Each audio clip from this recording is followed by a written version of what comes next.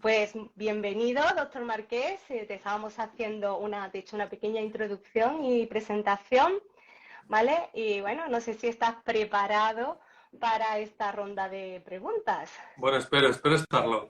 Sí, ¿no? Bueno, pues vamos allá, vamos a empezar con las preguntas y voy a lanzar una pregunta un poco larga, así que voy a leer porque nos han llegado por email varias preguntas que tenemos apuntadas y además de que van a ir escribiendo más preguntas, pero voy a comenzar con una, ¿vale? Te pongo en situación.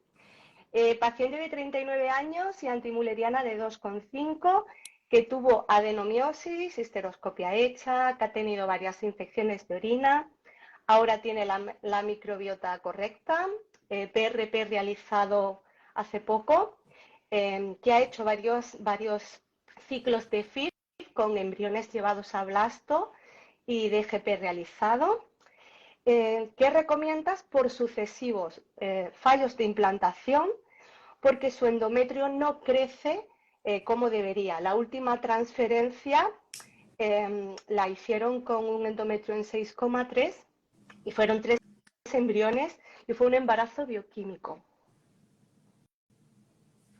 Uf, lo primero que muchos ánimos, porque menuda historia debe llevar encima de tratamientos y de todo tipo, estudios, y, y son casos que se complican, ¿no? Falta información, por supuesto, como probablemente en todas las preguntas de casos de pacientes no me atrevo a hacer una valoración en profundidad porque me faltan datos y por respeto también al equipo que le está llevando, que tendrá más información que yo. Eh, Edad, 39 años, antimoleriana buena, ha conseguido embriones con PGT, con un resultado normal, que esto es lo más importante para mí, sobre todo en los casos de fallo de implantación. He visto que también hay algún aborto bioquímico, por lo que ha dicho en el último. Es importante, en los casos de fallo de implantación, tener embriones, blastocistos de buena calidad con PGT, porque es lo más importante. Sabemos que tras 3 transferencias, ¿no? Tras transferir 3 embriones con PGT normal, la tasa de nacido vivo es alrededor del 95%. Por lo tanto, todas las alteraciones, estudios y técnicas complementarias que pueda haber, la mayoría son poco relevantes o innecesarias cuando tenemos 3 embriones con PGT normal. Entonces, esto es muy importante para centrar la conversación. Y sé que habrá diferencias con algunos compañeros, pero este es un dato científico, evidenciado por diferentes grupos, con muchas pacientes. Hay muy pocas pacientes que no consigan un bebé sano tras 3 transferencias con embrión de buena calidad y PGT normal. Aún así, he visto que le habrán hecho, imagino que le habrán hecho ya los estudios normales de enfermedades autoinmunes y trombofilias, los cultivos y las biopsias de endometrio para hacer el despistaje de endometritis crónica. Esto lo doy por hecho. Tiene una adenomiosis. En las guías de endometriosis, porque la adenomiosis es la afectación uterina de la endometriosis, se recomienda que en casos de adenomiosis demos 3 meses de decapeptil o de análogos, o sea, dejemos a la paciente en menopausia farmacológica durante 3 meses y posteriormente preparemos el endometrio para recibir el embrión. Esto habría que valorarlo. No creo que siempre sea necesario. Nosotros en Institut Marqués tenemos unas pautas específicas para pacientes con adenomiosis. Una de ellas es 8 semanas de anticoncepción hormonal en pauta continua y tenemos resultados igual de buenos, incluso mejores que con la menopausia durante 3 meses, y esto es algo que estamos pendientes de publicar. Pero es algo a tener en cuenta, el decapeptil, la menopausia farmacológica. La microbiota es muy discutible, no me parece mal. Si ya la tiene bien, pues ya está, no le va a hacer daño. Tema PRP no tiene ninguna evidencia en fertilidad. Se utiliza tanto para rejuvenecimiento ovárico, con una evidencia nula. De hecho, el grupo con mayor experiencia es el del IBI, que es un grupo español, el más importante del mundo, y hacen una labor de investigación muy importante, pero su última publicación en el Congreso de la Sociedad Europea de Fertilidad de hace 2 semanas publicaron que no han conseguido mejorías con las inyecciones de PRP intraovárico. Por lo tanto, a día de hoy no funciona. Veremos en el futuro, pero a día de hoy no funciona. Y El PRP endometrial, tampoco. Hay cero evidencia. Se llevan empezando a hacer los estudios de hace 1 año y medio, 2 años, y no ha demostrado ningún beneficio en el crecimiento endometrial ni en las tasas de embarazo. No digo que lo pueda conseguir en un tiempo o utilizado de otra manera, para eso hay que hacer estudios. Pero a día de hoy utilizarlo de manera indiscriminada, a nuestro entender como centro, solo comporta un coste para la paciente, no comporta beneficio. Bastante alto. Quizás hay pacientes que sí que les aporta un beneficio, pero no las sabemos identificar. Por lo tanto, a la mayoría que se les esté haciendo, no se les está haciendo sin un beneficio. No digo que no critico su uso, sí que digo que hay que tomarlo con moderación y seleccionar muchos las pacientes. Pacientes, Claro, no, pacientes en las que sí son estas, ¿no? Pacientes en las que están fracasando los tratamientos. Vale, fíjate, enlazando con lo que está usted diciendo, la siguiente pregunta era, ¿en qué casos recomendaría el plasma rico en plaquetas? Entonces, A día de hoy en ninguno. en ninguno. No soy políticamente correcto, estoy consciente, pero a día de hoy no recomendamos el tratamiento con plasma rico en plaquetas de manera fuera de un ensayo clínico controlado en un centro con una clínica de fertilidad, pero tiene que ser dentro de un ensayo clínico controlado, porque no ha demostrado beneficio en el ensayo clínico controlado. Entonces, si no ha demostrado ningún beneficio y desconocemos si tiene algún riesgo, son factores de crecimiento. Son hormonas, enzimas de crecimiento, porque lo que se hace con el plasma rico en plaquetas es recoger plasma de la paciente, se centrifuga para tener un concentrado de plaquetas y estas plaquetas se lisan, se rompen para que los factores de crecimiento que tienen en su interior salgan al exterior. Y eso se inyecta o en el ovario o se instila en el endometrio. Por lo tanto, probablemente es seguro, pero no tenemos estudios de seguridad. No digo que tenga riesgo, pero lo desconocemos, ¿no? Y tanto cuidado, qué hormonas me están poniendo. Sí, tenemos las hormonas estudiadas desde hace 40 años. Sabemos que son seguras, pero el PRP como que no me funciona en vitro y me han dicho que el PRP funciona y está de moda. Hablo del PRP porque es lo que está de moda ahora, pero hay tantas otras cosas, ¿no? Entonces, no digo que en pacientes muy seleccionadas, ¿no? Un endometrio absolutamente resistente, en una paciente relativamente joven, que han fallado transferencias de embriones, oye, pues vamos a probarlo. Quizá tiene un mínimo riesgo que desconocemos, quizá no sabemos el beneficio, pero tú eres una paciente muy seleccionada y quizás en ti va bien. Vale, lo entiendo, pero en pacientes muy seleccionadas. ¿Cuándo? Pues probablemente a nivel ovárico, para rejuvenecimiento ovárico creo que en ningún caso, fuera de ensayos clínicos. A nivel endometrial, para fallo de implantación o fallo de crecimiento endometrial, probablemente ante endometrios que no consigues que lleguen a ser trilaminares con un grosor de 5,5, ¿no? De manera repetitiva, con dosis máximas de estradiol o de estimulación ovárica. Y básicamente sería ahí. Endometrios muy resistentes, que ha fracasado muchas veces, pero si esta paciente tuvo un endometrio de 6,2, si era trilaminar, para nosotros es más que suficiente. Vale. De hecho, nosotros internamente tenemos igual tasa de embarazo a partir de un endometrio de 5,5 milímetros. Muy bien. Bueno, voy a seguir con las preguntas. Tenemos aquí, dice, hola doctor, ¿cómo afecta la alteración de la fragmentación espermática simple y doble en los tratamientos? Muchas gracias. Vale. Desconocemos exactamente la fragmentación espermática simple, si de verdad tiene un impacto, porque en teoría la fragmentación de cadena simple, ¿no? El ADN tiene 2 cadenas. Son 2 cadenas idénticas. Si tienes una fragmentación de una de las cadenas, en teoría la maquinaria de control celular y del ADN del óvulo puede reparar esta cadena simple, porque tiene la otra que está igual y la copia. Por lo tanto, la cadena simple no se sabe si afecta o no tanto.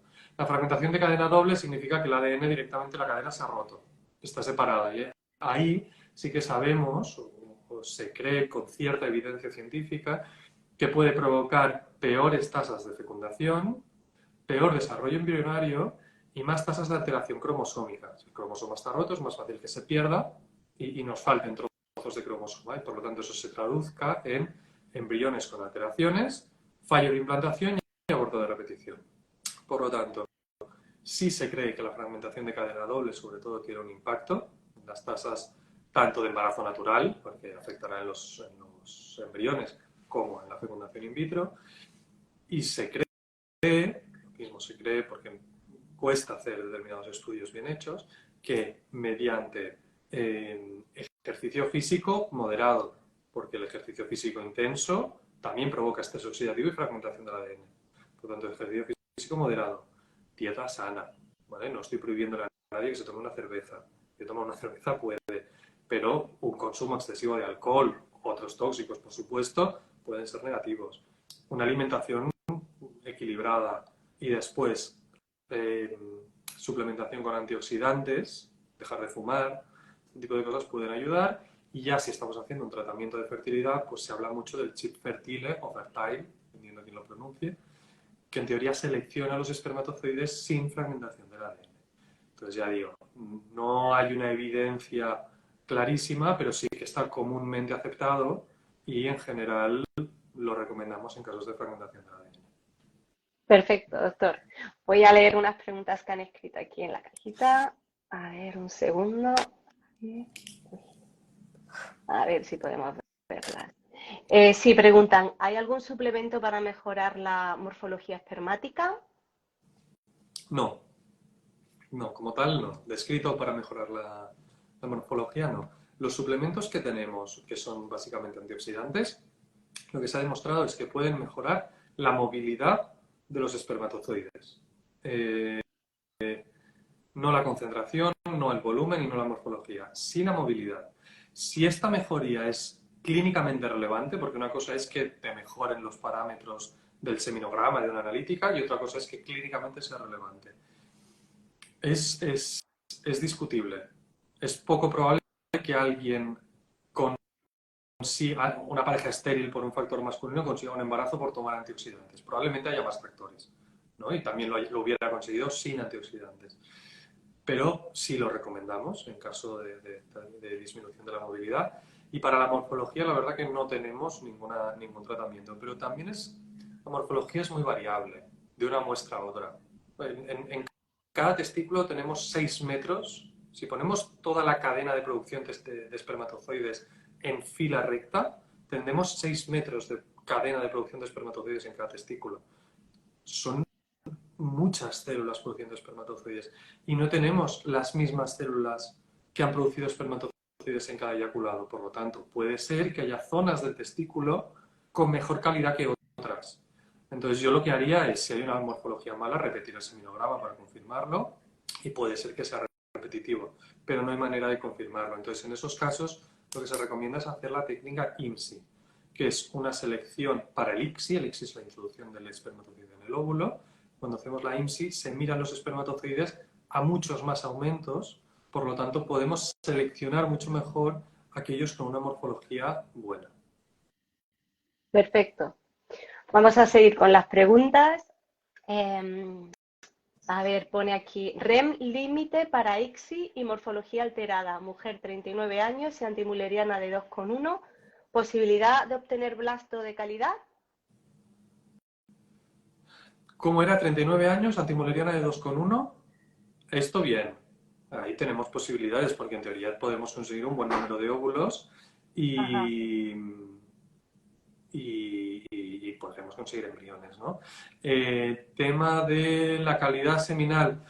Cuando hablamos de la ICSI no miramos el REM. O sea, el REM es el recuento de espermatozoides móviles. Esto es muy importante para una inseminación artificial.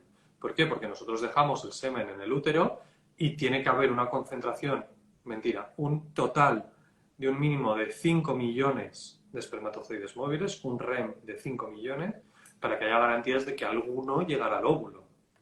Pero si vamos a hacer un ICSI, el ICSI es esto, en laboratorio, seleccionar un espermatozoide normal e introducirlo dentro del óvulo. Por lo tanto, con que haya, si tenemos 10 óvulos, con que haya 10 espermatozoides móviles es suficiente. Esto es fácil de decir, lo que pasa es que cuando hay una proporción de espermatozoides móviles muy baja, hay que sospechar que probablemente esos espermatozoides no van a estar bien genéticamente. pero en realidad no es relevante el REM. Es relevante que el seminograma tenga una buena calidad. Entonces nosotros ya escogeremos los espermatozoides buenos. Vale, muy bien, vamos a seguir.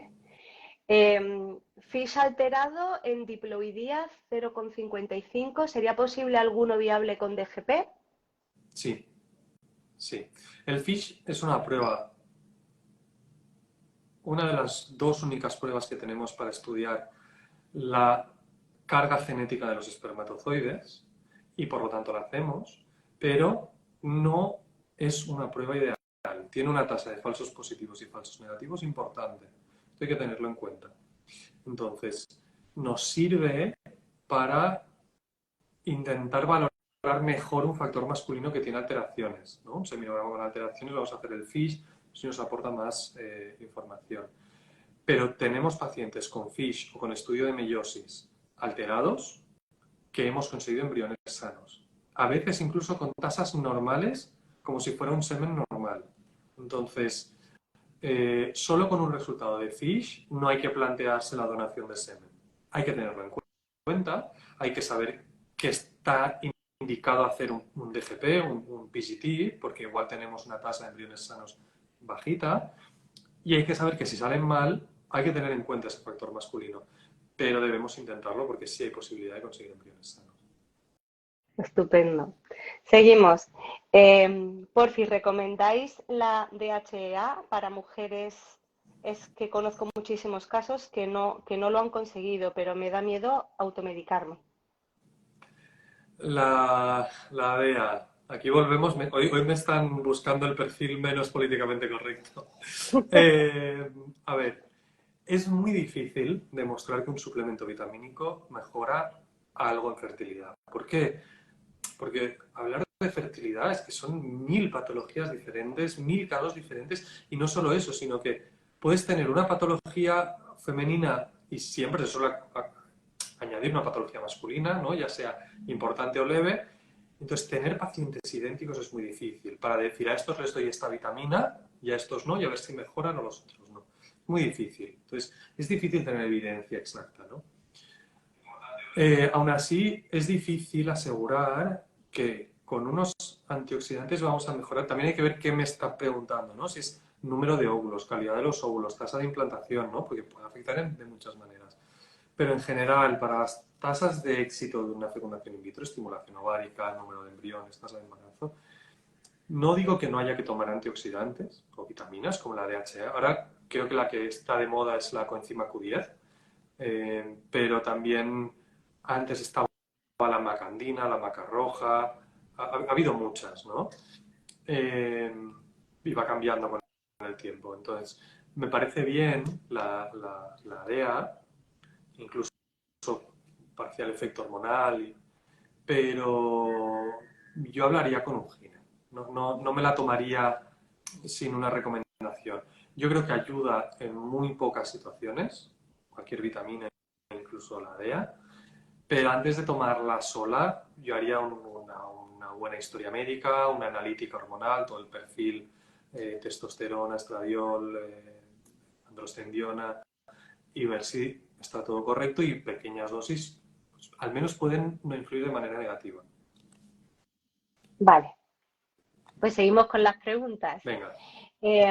¿Puede un endometrioma haber sido la causa de 3 abortos y 2 fallos de implantación? Todos mis test ok, embriones con DGP.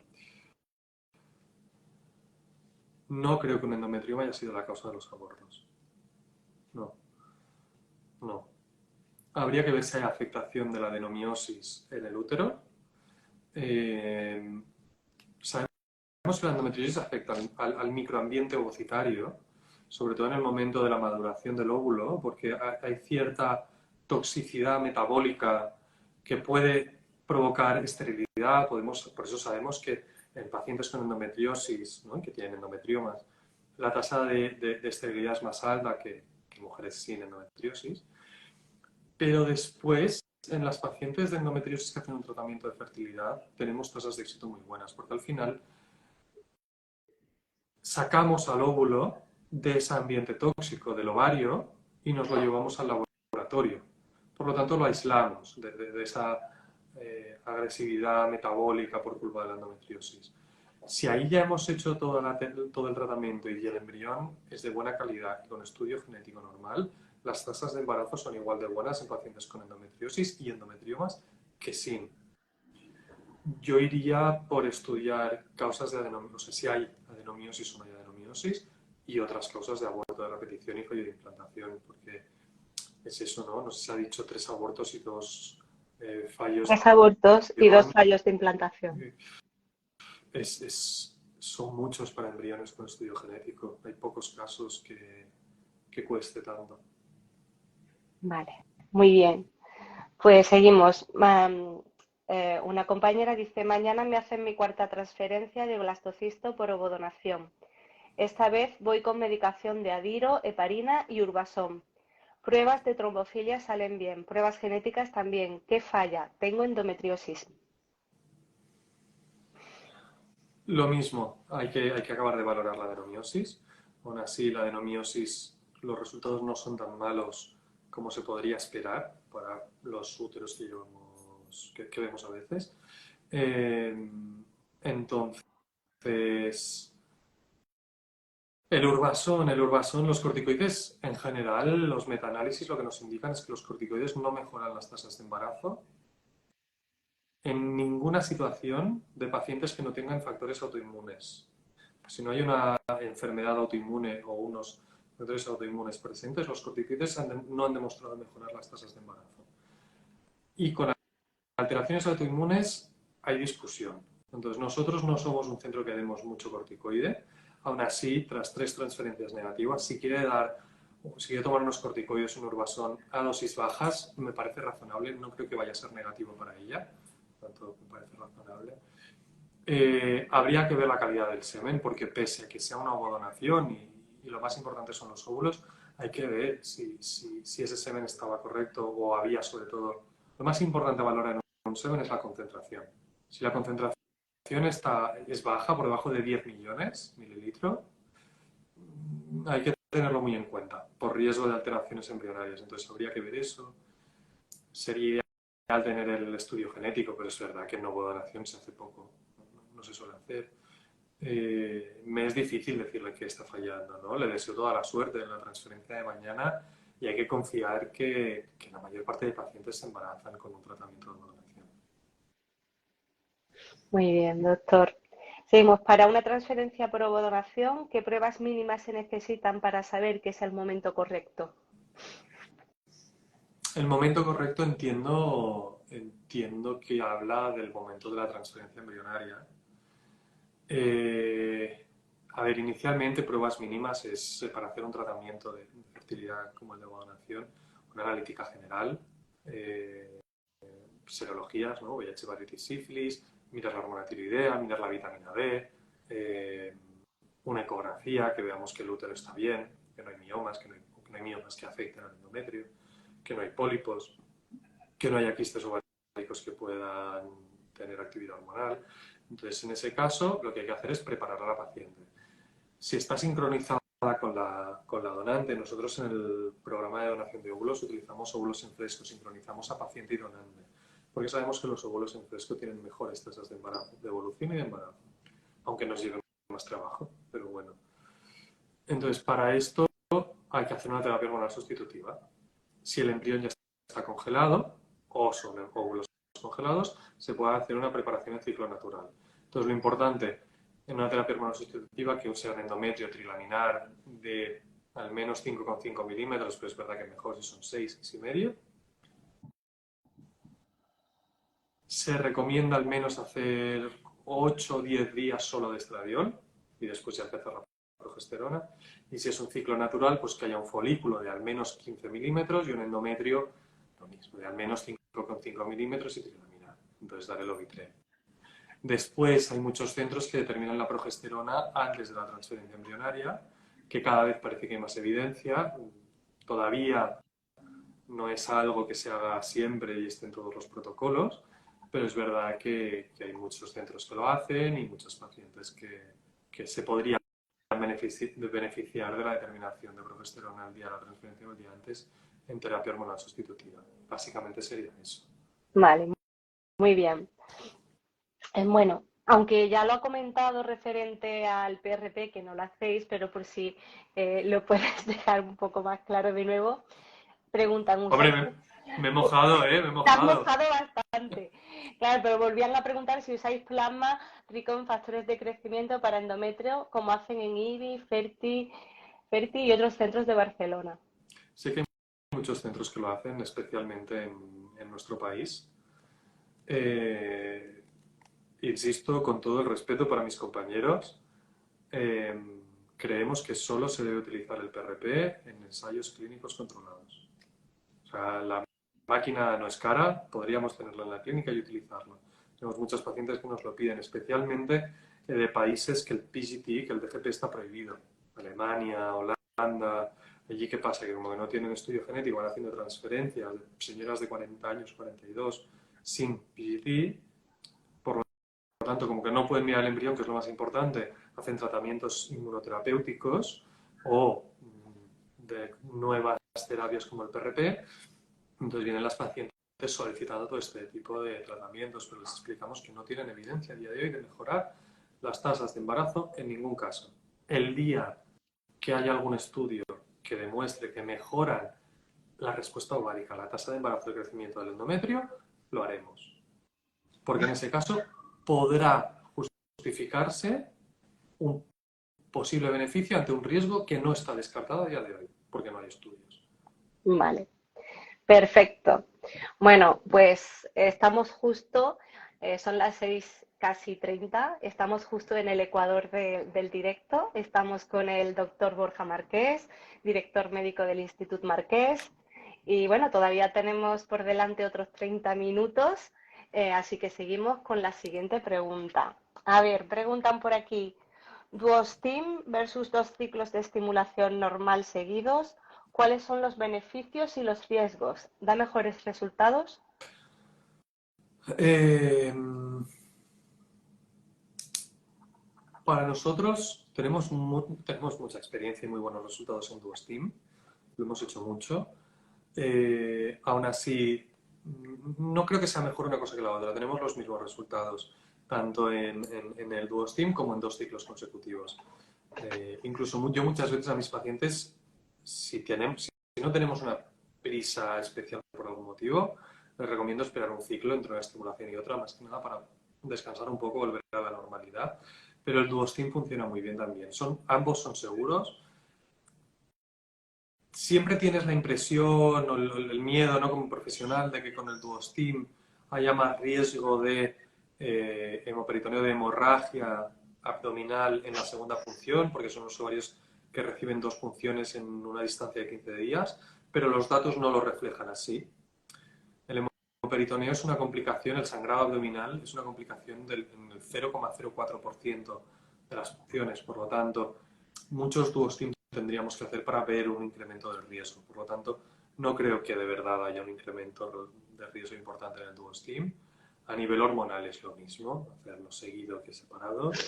Entonces, yo creo que básicamente es una muy buena herramienta para pacientes que quieran y necesiten, ¿no? 2 estimulaciones ováricas y tengan que hacerlas en un plazo de tiempo corto, ¿no? Sobre todo nosotros es en pacientes extranjeras que vienen por un periodo de tiempo a nuestra ciudad. Por otro lado, se habla del efecto carryover, que es el efecto de como que ya estás estimulada, tu ovario va a responder mejor, pero no tiene por qué ser mejor en un Duostim, que es inmediatamente después, que en el ciclo siguiente. Debería de ser similar. Muy bien.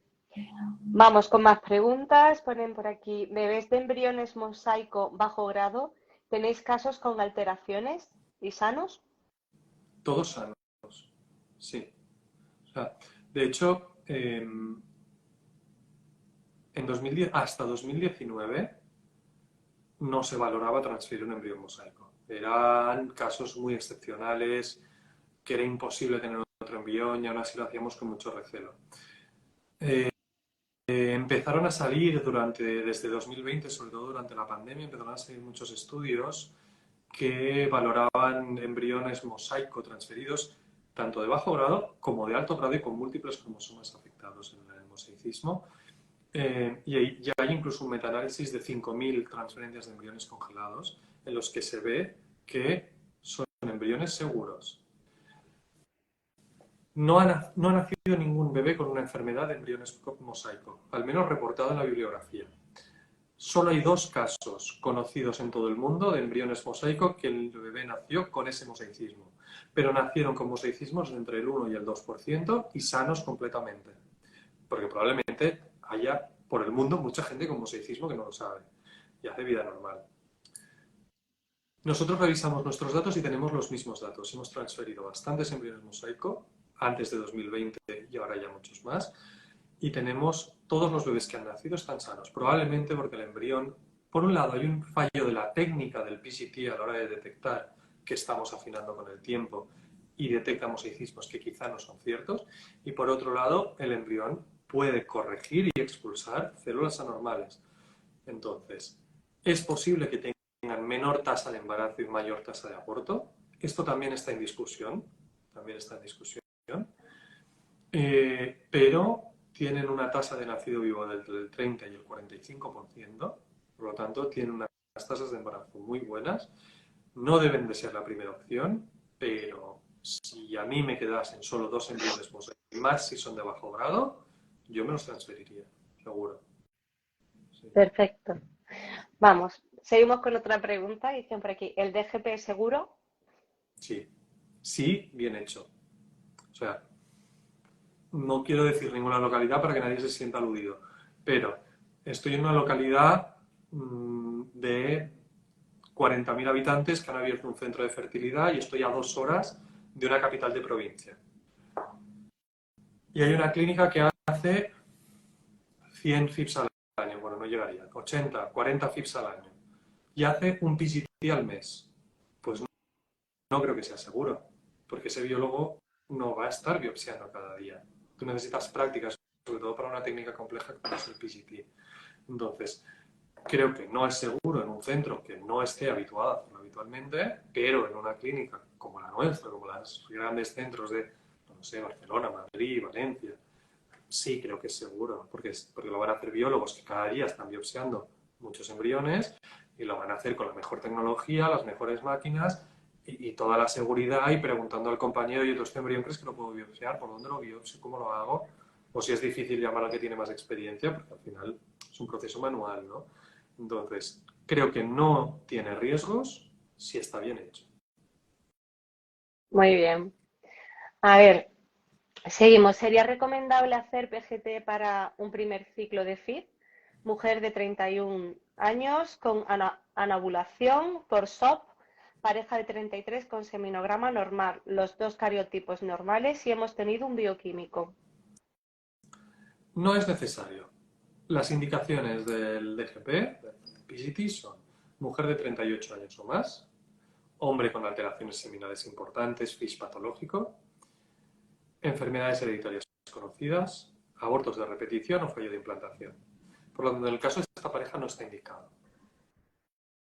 Ahora, han tenido un aborto bioquímico. Probablemente, siendo jóvenes, semen normal, buena reserva ovárica, aunque les den una estimulación SOBE, van a tener múltiples embriones.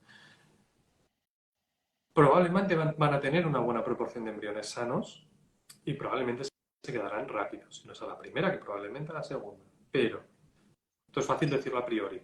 Luego te encuentras con este caso fácil que les dices, va a ir bien, y ostras, 1, 2, 3 transferencias no se embaraza y dices, qué pena no tener el estudio genético. Entonces, si se lo pueden permitir económicamente, sí se lo recomendaría. Porque al final el DGP lo que consigue seguro, en global, es acortar el tiempo hasta el nacido vivo. Porque si tú tienes 10 embriones, son muchos, 6 embriones, y hay 4 sanos, pero vas a poner primero el que está mal, vas a tener un negativo. Y ya tiene un bioquímico. Igual empiezan en lo que llamamos la espiral de violencia de trombofilias, autoinmunes, histeroscopia, biopsias y cultivos. Lo hemos perdido. ¿Estás? ¿Me Ahora te escucho. escuchas bien? Espera, Sí, sí. es que se ha desconectado un momentito. ¿Hola? Hola, ¿Hola? sí, ¿Me hola, hola. escuchas? Sí, sí, sí. Sí, vale. Venga. Vale, pues lo que decía, que al final, si ya tienen un bioquímico, ponen un embrión, no separado, tiene otro bioquímico traumático, van a entrar en esta espiral de violencia de analíticas, estudios, biopsias, tratamientos, y ya no empecemos con la inmunología, el PRP, la aspirina, la heparina, pues, ¿no? Entonces depende. Si son una pareja que entienden que puede ir bien, también puede ir mal, pero tienen un buen pronóstico, pues no es necesario. Ahora, según en qué proceso estén y si se lo pueden permitir, porque también está claro que estos tratamientos son muy caros y todo va sumando costes. Yo creo que, yo creo que es positivo. El día que los estudios genéticos sean irrelevantes a nivel económico, los hará todo el mundo.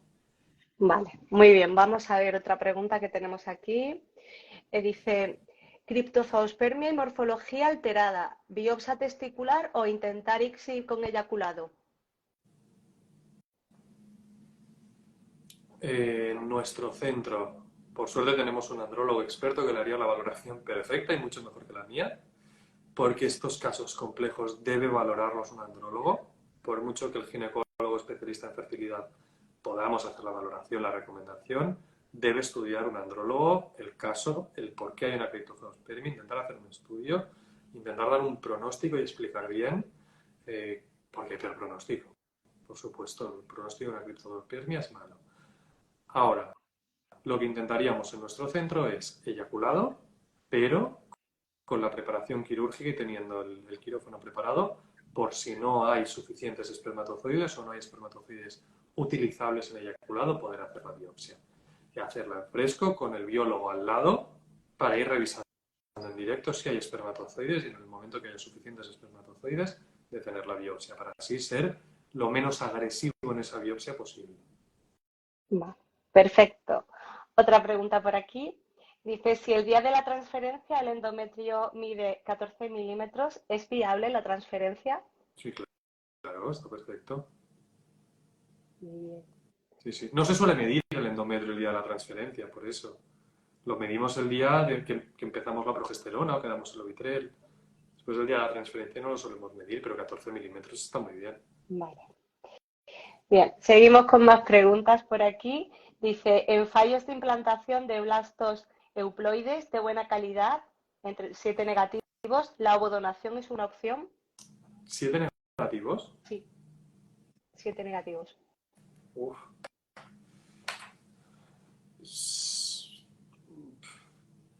Es una opción, pero si ha conseguido esos embriones con óvulos propios, no sé qué vamos a ganar con la ovodonación. Hay que buscar otra cosa. El fallo no está en los óvulos han conseguido embriones sanos. Estos sí son los casos. Vamos, nunca había escuchado un caso de 7 transferencias, 7 embriones con PCT normal y 7 negativos, la verdad.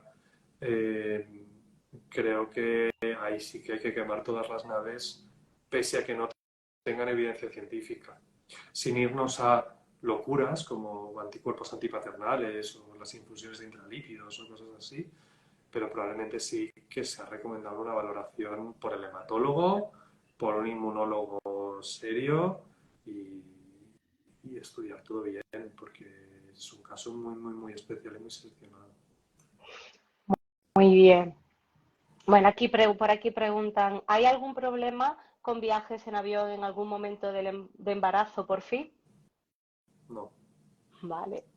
no, pero no viajemos a las 34 semanas.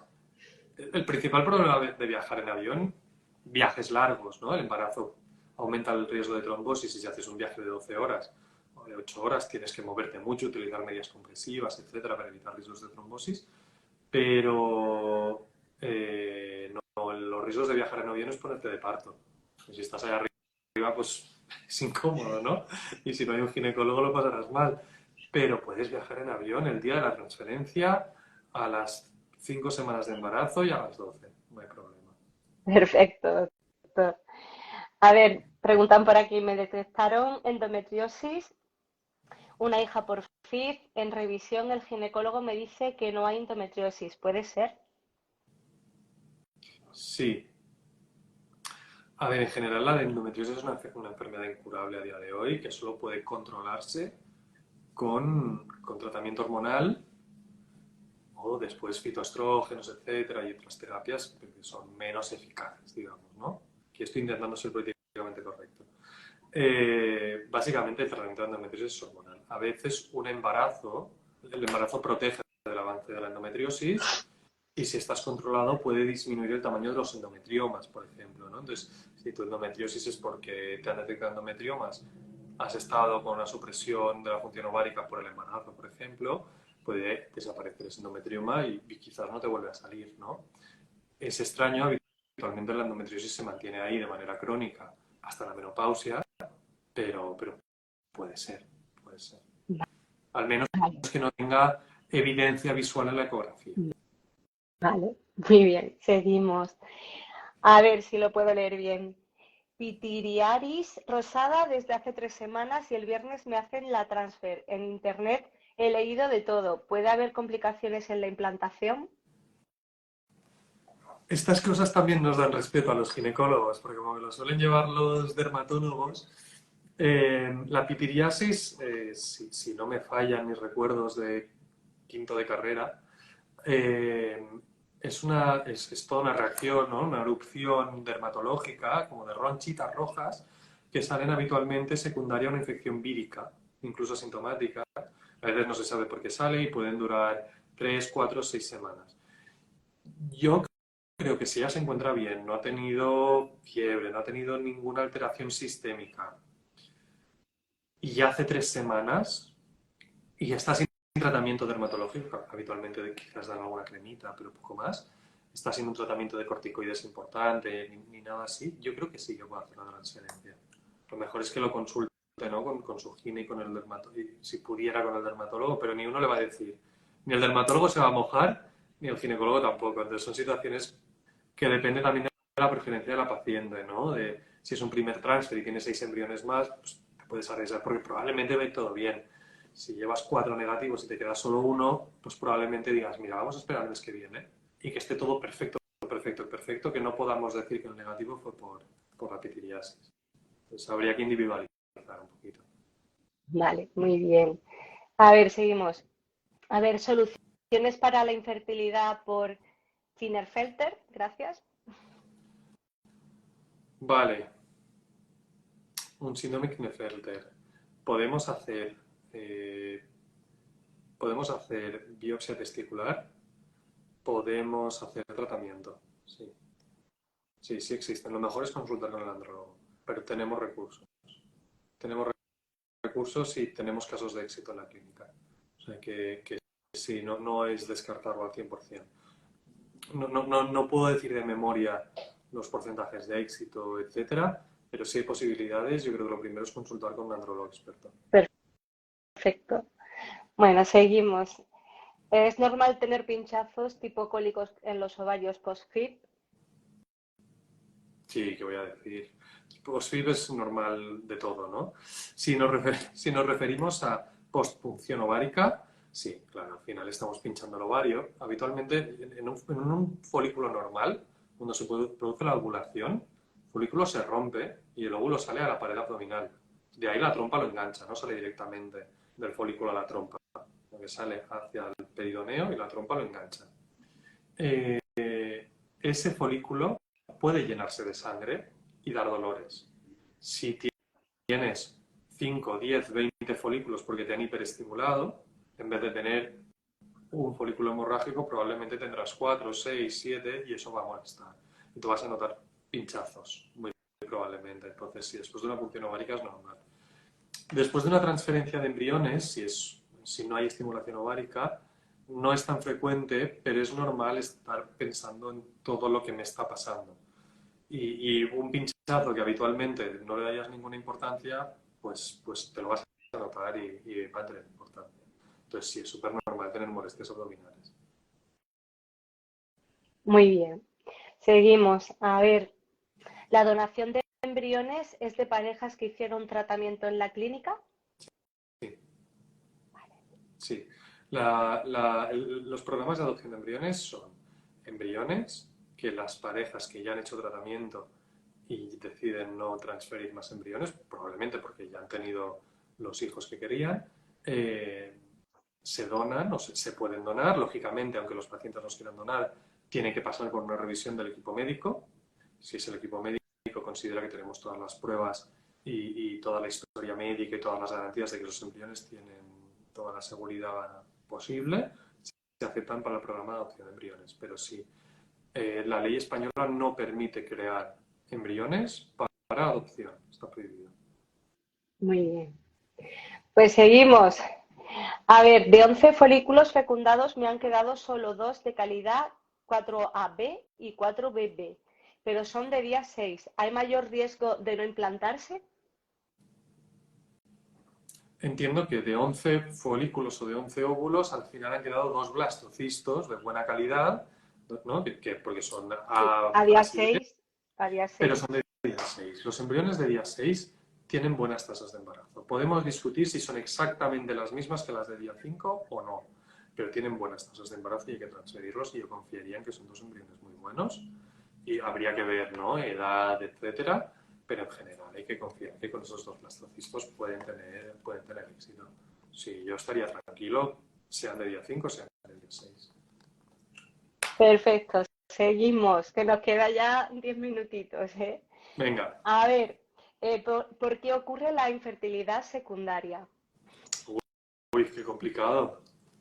Pues hay muchas causas, ¿no? Es verdad que muchas veces es más difícilmente justificable, porque parece que fue fértil, porque ahora ya no lo es.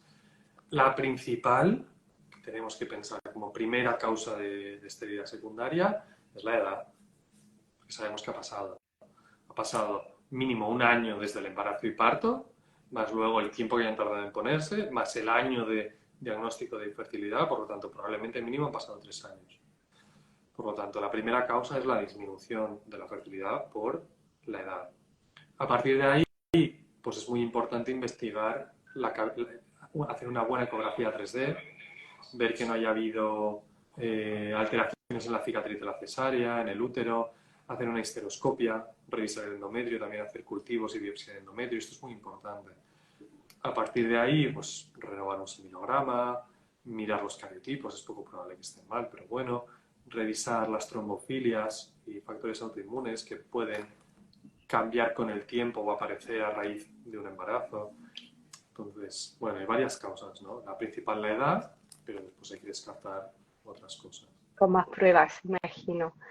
Bien, seguimos. A ver, el tipo de estimulación ovárica, medicación, cantidad, etcétera, ¿influye en el porcentaje de embriones euploides o aneploides? Creemos que no.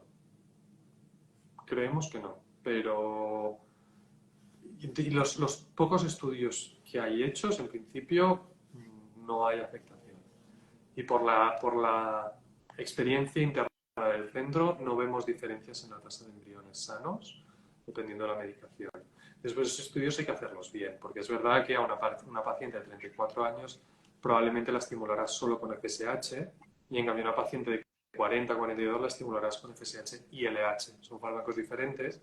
Por lo tanto, si tú haces la comparación así a la ligera, tendrás que, si das LH, peores tasas de embrión neuploide.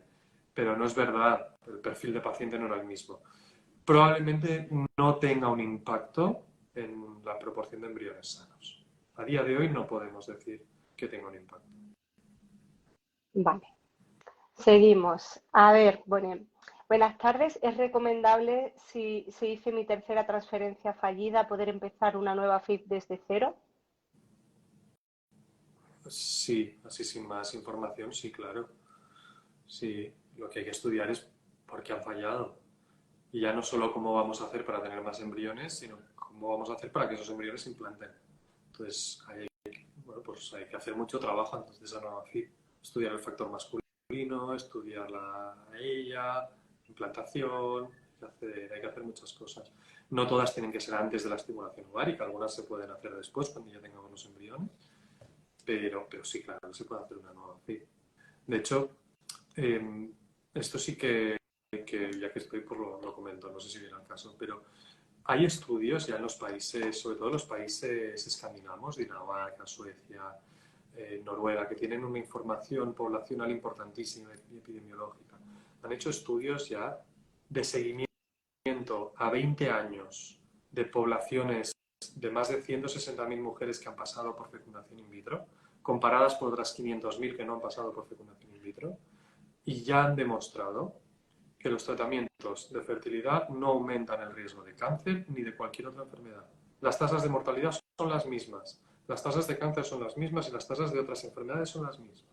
Por lo tanto, a día de hoy, porque en el tiempo puede cambiar la información, pero a día de hoy sabemos que las estimulaciones ováricas son seguras para la mujer. También lo sabemos que son para los niños, ¿no? Pero eso ya es otro discurso más. Perfecto. Pero bueno, que ya que estoy, Sí, pues lo puntualizo. Sí, se puede es un hacer dato autoestimulación. importante, es un dato importante. Vale, seguimos. A ver, a ver por aquí. Sí, ¿es viable un embarazo después de la histeroscopia de un útero en T? Sí, sí. De hecho, se está cogiendo mucha afición en operar los úteros en T. Y hay muy pocos úteros en T. Muy, muy, muy, muy pocos. Entonces, yo antes de operarme pediría una segunda opinión. Porque nosotros, como centro, indicamos cirugías uterinas a unas 2 pacientes al año. Y somos un centro de alta complejidad con pacientes multifracasadas en sus países y en nuestro país también. Pacientes muy complejas y hay muy pocos úteros que de verdad requieran una cirugía uterina por útero en T. O arcuato o septo, no digo que ninguna, pero sí las hay, sobre todo por miomas submucosos, pero son muy pocas. Y hay ciertos centros que tienen un porcentaje de cirugía uterina muy elevado y, y no lo puedo decir, pero se están empezando a ver tasas de rotura uterina más elevadas en pacientes que han tenido cirugías uterinas. Por lo tanto, yo pediría una segunda opinión antes de hacerme una intervención para una metroplastia, para ampliación de cavidad, etc. Muy pocas pacientes lo requieren y hay pacientes que quizá podría valorarse, pero yo solo lo valoraría en caso de fallo de implantación, no inicialmente. Muy bien, pues quedan todavía algunas preguntas, a ver si nos da tiempo en estos 5 minutos, así que respuesta a ver si puede ser un poco más rápida. A ver, dice, he sido siempre muy regular en las reglas y desde que empecé los tratamientos tengo retrasos que jamás he tenido. ¿Es normal? Sí, no sé decir, a veces hay cambios hormonales y del ciclo, sobre todo mientras estamos con estimulaciones anticonceptivas, progesteronas. Es normal, que haya ciertos cambios, sobre todo en los primeros meses post-tratamiento. Bien. A ver, dice, hola doctor, me estoy pinchando heparina y me salen muchos moratones. Durante los pinchazos para la FIV también me pasó. ¿Algún consejo de cómo administrarla o qué hacer? Uy, yo lo paso a enfermería, que sabe muchísimo más que yo. Sí, ojalá. No, quizá lo único que suelen decir es no pinchar perpendicular a la piel, sino un poquito más en bisel, un poquito más inclinado. Pero está difícil, la verdad que hay pacientes que hacen unos hematomas horribles. Nos sabe fatal. Aquí asesoramiento de enfermeros o enfermeras para tema pinchazos, porque los moratones duelen, Sí, sí, duelen, sí. duelen. Seguimos, a ver, ¿hasta qué semana de embarazo se suele indicar la heparina? Dependerá de si hay trombofilia, si hay riesgo de trombosis o no. En general, si es empírica, si es por fallo de implantación, etcétera, la mantenemos hasta la semana 12, hasta la ecografía del primer trimestre. A partir de ella no es necesario seguirla, a no ser que haya alguna alteración, trombofilia, autoinmune, etcétera, que requiera continuarlo durante todo el embarazo, incluso durante el posparto. Vale, muy bien. Seguimos, que nos queda poquito. Hola doctora, ayer me hice la cuarta transfer, fue genial. Ayer por la tarde y hoy por la tarde he tenido pinchazo en el ovario izquierdo. ¿Puede ser por el cuerpo lúteo de sangre que tenía? Mil gracias. Seguro, sí, es muy probable. No, que no le dé importancia. Bien, vamos a ver. Hola, con un FISH alterado en diploide, ¿se puede hacer una ovo o tiene que ser doble ovo? Con un FISH alterado, como hemos dicho al principio, sí, se puede hacer una ovodonación. Probablemente recomendaríamos hacer también el PGT, aunque sea una ovodonación, porque hay más riesgo de que los embriones tengan alteraciones cromosómicas y sería positivo, ¿no? Es verdad que después hay centros que no lo ven justificado o directamente no hacen PGT en ovodonación. En nuestro caso creemos que con un PGT alterado sí sería recomendable hacer o sea, con FISH alterado hacer un PGT pese a ser ovodonación. Probablemente salga bien, probablemente haya embriones sanos, pero ante el riesgo quizá mejor mirarlo. A ver, y dice, tengo que vacunarme de rubeola antes de cualquier tratamiento. Me vacuné de pequeña. ¿Es normal? En las guías de consulta pregestacional, in vitro o no in vitro, se recomienda hacer una determinación de la IgG de rubeola, que son los anticuerpos de la vacunación, para mirar si seguimos teniendo inmunidad. La rubeola nos pone la vacuna con la triple vírica de pequeños. A veces con los años se pierde esta inmunidad, ¿no? Entonces, en caso de que la determinación de IgG de rubeola sea inferior a 10, significa que no tenemos inmunidad y sí sería recomendable revacunarse. Son 2 dosis separadas entre sí al menos 4 semanas y después esperar mínimo un mes y históricamente se recomendaba esperar 2 meses después de la segunda dosis de vacuna.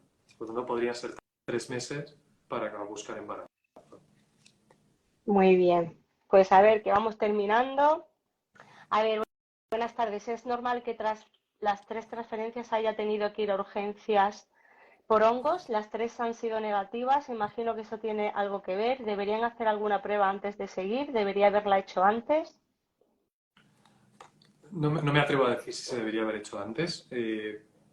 Probablemente si es una paciente ahora ya con 3 transferencias negativas y una tendencia de infecciones por hongos, yo quizás haría unos cultivos generales. En este caso se podría valorar estos estudios de determinación de la microbiota, que son muy controvertidos y que tampoco han demostrado mejorar la tasa de embarazo en ningún caso, pero en situaciones así pues puede tener interés valorar una microbiota de una manera un poquito más específica y hacer un tratamiento antifúngico en caso de ser necesario y suplementación con probióticos probablemente les sea beneficioso a esta paciente. Muy bien. Y ya para finalizar, ¿recomiendas hacer el test prenatal a una chica que se ha embarazado por segunda vez gracias a ovodonación? Está en la Yo creo que, semana 10 de embarazo. a ver, hay que hacer el test prenatal, el básico que se hace de manera rutinaria en la Seguridad Social, el triple screening, el screening combinado, que es la analítica y la ecografía con el pliegue nucal. Este te lo hacen por sistema, yo lo haría seguro.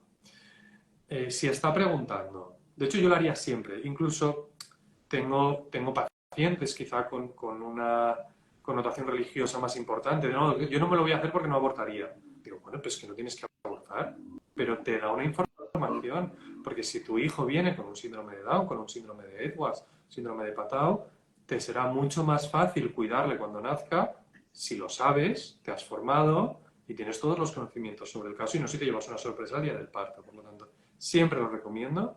Y si está hablando del ADN fetal en sangre materna, yo también lo recomiendo. Al final no es obligatorio, pero cada vez miran más cromosomas y miran más alteraciones con el mismo coste que antes. Y al final, pues bueno, es más información, yo creo que es positivo. Al final, lo mismo, es un coste económico. Si te los puedes permitir, perfecto. Y si no, pues tienes el triple screening normal, que se hace a todas las embarazadas y que también está genial. Perfecto. Bueno, que nos quedamos sin tiempo ya. Este directo ha llegado a su final. Muchísimas gracias, doctor Borja Márquez. De verdad, ha sido un placer. Muchas gracias a todos y a todas por estar por aquí. Muchas gracias a ti, que he estado genial. Sí, te has mojado, ¿eh? Te has mojado bastante.